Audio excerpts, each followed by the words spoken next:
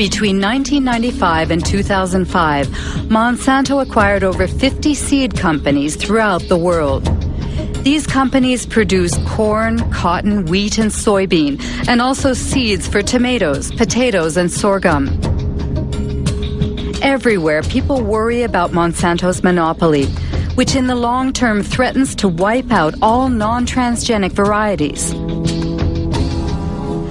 Monsanto is a very powerful corporation with many linkages to top-level persons in government. I think the prevailing ethic at the federal government was biotechnology is so important that we can't let a few little questions about cow safety or human safety get in the way. I have never seen a situation where one company could have so much overwhelming influence at the highest levels of regulatory decision-making as the example of Monsanto with its GM food policy in the government. Every seed that is in the market in cotton today is linked to one company or the other, licensed and controlled by Monsanto. Once they have established the norm that seed can be owned as their property, royalties can be collected, we will depend on them for every seed we grow, of every crop we grow. This is the best way to control the populations of the world. So even though there are 3 different government agencies, the USDA, FDA, and EPA, overseeing the food system, we have no labeling requirements for these GMOs, genetically engineered foods, and there's no warning for the consumer, and there's no testing. And all of this is because the people at the top of these agencies have said we don't have to have testing. That's right. Yeah. So the way it works now is the corporations do testing themselves. Mm-hmm. They summarize the results and hand them into the government. And what the government says to them, it's very interesting when you actually look at the documents, what the government says. They don't say, we say this is healthy. They say, we see you've done the testing. That's all they say. Mm-hmm. So nobody's really liable. It's pretty bad. Across the board, we're looking at some conservative estimates. Some say very conservative, 86+% for corn. Most estimates say 95+%. And then the soybeans is the absolute worst. People are saying now that virtually 100% of processed soy, so processed foods that contain soy, is genetically modified. Yeah, so obviously there's been hundreds of different studies. There would be thousands, if not hundreds of thousands of studies on GMOs and Roundup, but Monsanto, since they own the patent to their genes, they can go around and say, you're not allowed to study this. And that's why one of the reasons that France is doing so is because they're not based in the United States, where Monsanto has such a firm grasp on the politicians and figureheads in the United States. But we can see just from this peer-reviewed PubMed research dating back years and years that Roundup alone has been linked to 29 associated diseases, many of which have over 40 pieces of peer-reviewed research to support this. So, for example, it's been linked to lymphoma in 40 studies, DNA damage in 27 studies, hormonal disorders in 24, low testosterone in 22, another lymphoma, pesticide toxicity, chemical exposure, liver cancer, mercury poisoning. I could go on. Skin cancer, kidney damage, liver damage, lymphatic cancer, oxidative stress, uranium poisoning. So it just goes on. And that's just Roundup right there. That's the Roundup Ready crops that are being drenched in Roundup, massive amounts because they're so resistant. Well, BT is a bacteria. It's a natural bacterial insecticide, and organic farmers use it because it's a natural bacteria. And what they do is they spray it on their plants once or twice a season if they need to. What they did was they genetically engineered this BT so that every cell of BT corn is generating this BT, which is this insecticide. So they searched for 12 years and they found a bacteria again, a bacteria that's naturally resistant to Roundup. And so they genetically engineered that bacteria into all these plants, and they call them Roundup Ready. Right. And there's Roundup. Staple crops, essentially, like you said before, soybeans, corn, cotton, etc. And canola. And so what happens with those plants is that you can spray a field with Roundup, and everything but the Roundup Ready crops will die. In order to create its GMOs, Monsanto breaks the species barrier using a Roundup-resistant gene harvested from a bacterium. This gene is placed on microscopic particles of gold, which are fired into the soybean cells with a gene gun. The gene penetrates the DNA and creates a protein, making the plant resistant to Roundup. When the herbicide is sprayed on the crop, it kills all the weeds, leaving the soybean plants intact. Today, Roundup is sprayed all over Paraguay by plane or mechanical spreaders driven by unprotected farm workers. As soon as the crops were legalized, the company obtained the right to collect royalties on each ton of soybeans the country produced. Just like in Brazil. The state of affairs in 1999 includes Linda Fisher moves from the Environmental Protection Agency to Monsanto, Michael Friedman from the FDA to Monsanto, Marcia Hale and Josh King from the White House to Monsanto, Margaret Miller from Monsanto to the FDA, William Ruckelshaus from the EPA to Monsanto, and let's not forget Michael Taylor, who went back and forth several times. Michael Taylor, Monsanto's former attorney, recruited to become the Deputy Commissioner of FDA for Policy in 1991. He was in charge of the FDA GMO policy. It said, we don't see any difference with GMOs, so companies like Monsanto that told us that PCBs, Agent Orange, and DDT were safe can determine if GMOs are safe on their own, never tell the FDA, and never tell consumers. Michael Taylor became Monsanto's vice president. He's now the U.S. food safety czar. In January 1999, San Francisco conference, biotech conference, they asked them to describe their ideal future in 15 to 20 years. And the executives described a world in which 100% of all commercial seeds were genetically engineered and patented and sold along with Monsanto's associated chemicals. The American Academy of Environmental Medicine said, the animals fed GMOs have reproductive disorders, immune system problems, and gastrointestinal problems, as well as organ damage, accelerated aging, and insulin and cholesterol dysfunction.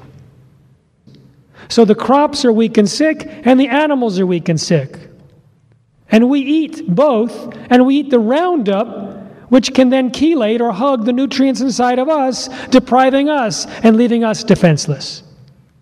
They are releasing the products of this infant science into the entire ecosystem, knowing that they cannot recall the self-propagating genetic pollution from the gene pool. The genes already released today will outlast nuclear waste, assuming the species survive. And they're releasing it so that everyone who eats is exposed. Monsanto's PCBs, a very toxic substance, are in the blood of polar bears. They've released genetically modified mosquitoes in 3 countries. The U.S. may be next.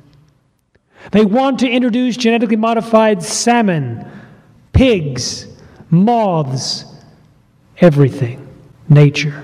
They do not respect biodiversity.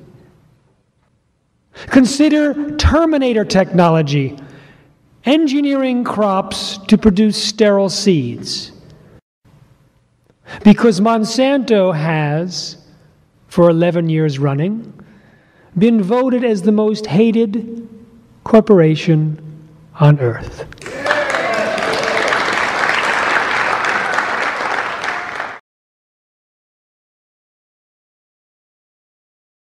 What Fox Television told us was that we were just the people to be the investigators. Do any stories you want, ask tough questions, and get answers.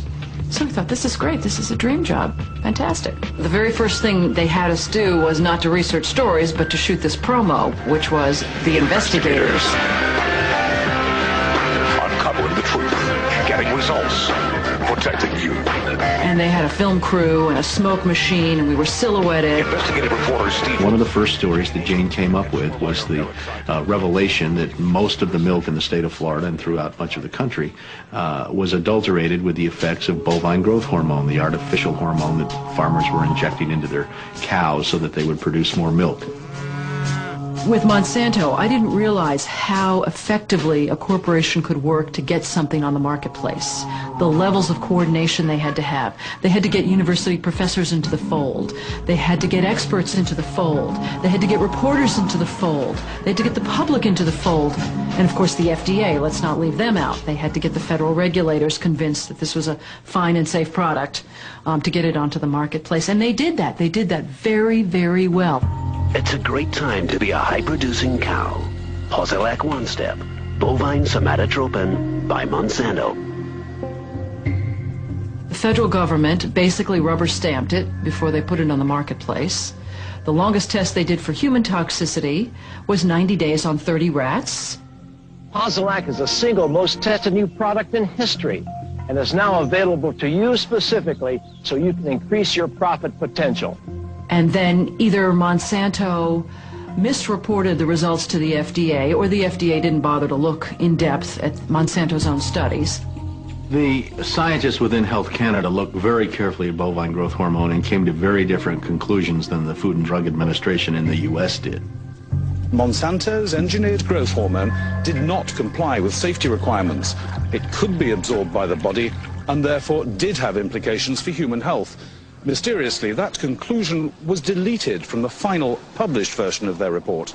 They knew there were problems. They saw serious potential human health problems, and they stood up in Canada and said, we're not going to approve this because we don't believe it's safe. We have been pressured and coerced to pass drugs of questionable safety, including the RBST.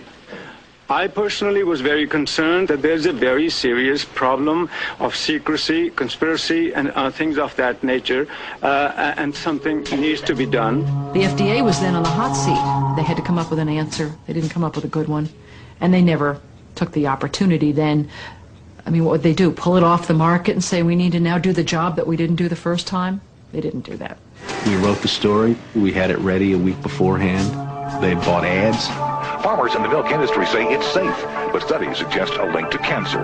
Don't miss this special report from the investigator. That Friday night before the Monday this series was to begin, the fax machine spit out a letter from this very high-priced lawyer in New York that Monsanto had hired. It contained a lot of things that were just off-the-wall false, just demonstrably false. But if you didn't know the story and you didn't know how he had gone about producing it, would have scared you as a broadcaster, as a manager. And they decided that they would pull the story and they would just check it one more time. But the bottom line was that there was no factual errors in that story. Both sides had been heard from. Both sides had had an opportunity to speak. 1 week later, Monsanto sent the second letter. And this was even more strongly worded.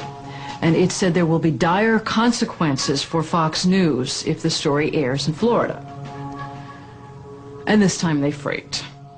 They were afraid of being sued, and they were also afraid of losing advertising dollars at all of the stations owned by Rupert Murdoch.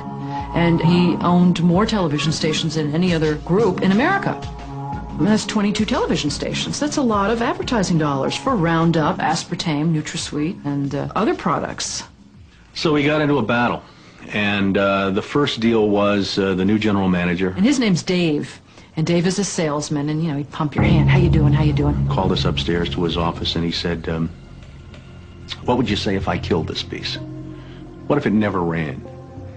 And we said, well, you know, we wouldn't be very happy about that. And he said, well, I could kill it, you know. And we said, yes, of course, you're the manager. You could kill it. It would never air. And he's hemming and he's hawing and he's back and he's forth. And we couldn't figure out, what is this all about? And finally he blurted out, look, would you tell anybody? You know, I said, I'm not going to lie for you. About a week later, calls us back to the office and says, okay, we'd like you to make these changes. In fact, you will make these changes. We said, well, look, let us show you the research that we have that shows that this information you want us to broadcast isn't true. To which he replies, I don't care about that. I said, pardon me?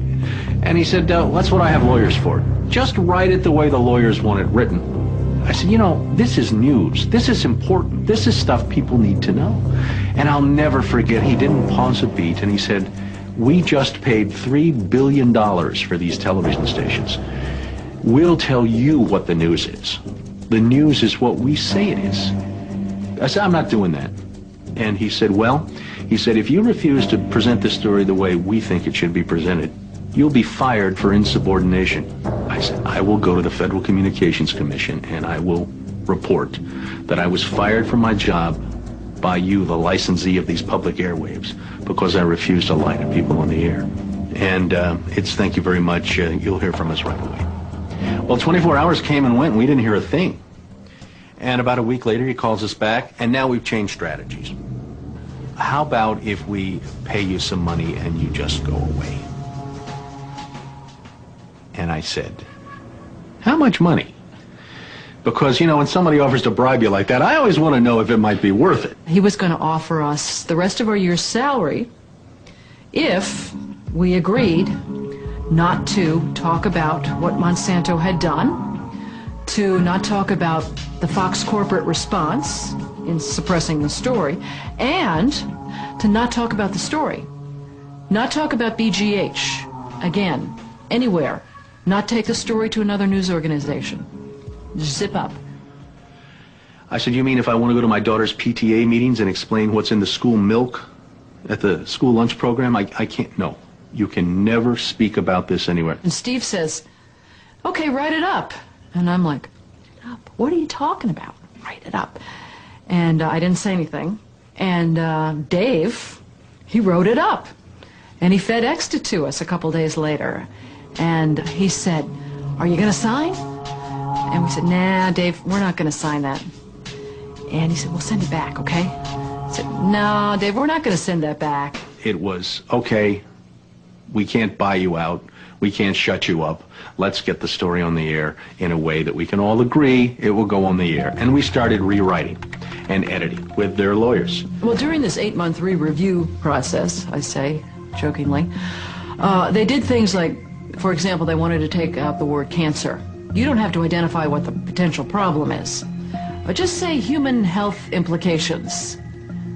Any criticism of Monsanto or its product, they either removed it or minimized it. And it was very, very clear, I would say, almost every edit they made to the piece, that was the aim. And we changed this and this and this, and then that wasn't good enough. Okay, now change this and this and this. Now change this and this. Version after version after version, 83 times. 83 times is unheard of. It doesn't happen. You shouldn't have to rewrite something 83 times. Obviously, they didn't want to put the thing on the air, and they were trying to drive us crazy and get us to quit or wait until the first window in our contract so that they could fire us. They, in effect, announced that they were going to fire us for no cause. Well, this was a little much. And Steve wrote a letter to the lawyer in Atlanta, whose name is Carolyn Forrest, the Fox corporate lawyer. And I said, you know, this isn't about being fired for no cause. You're firing us because we refused to put on the air something that we knew and demonstrated to be false and misleading. That's what this is about. And because we put up a fight, because we stood up to this big corporation, and we stood up to your editors, and we stood up to your lawyers, and we said to you, look, there ought to be a principle higher than just making money. And she wrote a letter back and said, you are right. That's exactly what it was. You stood up to us on this story, and that's why we're letting you go. Jane sued Fox under Florida's whistleblower statute, which protects those who try to prevent others from breaking the law. But her appeal court judges found that falsifying news isn't actually against the law. Florida's appellate court has ruled in favor of Fox 13. You may recall that Jane Acree, a former reporter here, sued Fox 13 in a whistleblower lawsuit, claiming she was fired for refusing to distort her report. The appeals court today threw that case out, saying Ms. Acree had no whistleblower claim against the station based on news distortion. Fox 13 Vice President and General Manager Bob Linger says the station has been completely vindicated by the...